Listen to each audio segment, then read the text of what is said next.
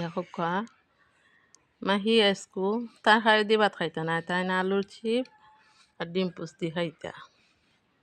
দেখো কয়েকটা দিন আলুর চিপস করা আমি ছাড়ছিলাম, তাই গ্যাসে চাতায় খুব বেশি পেটে বেদনা থাকে।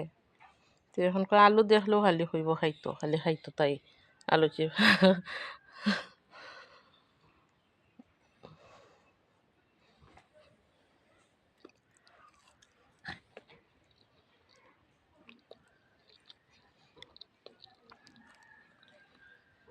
কত খাইলে বা ফুদা ভাত খাইতা নাই, আজকে তো আনলাম দুদিন দুইটা খাইতে দুইটা খাইলে তো ফুদা খাইলি বা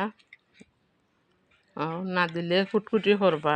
তাই নিষেধ দিছে ডাক্তরে আলু চিপ করিয়া খাওয়াইতাম না তাইলে।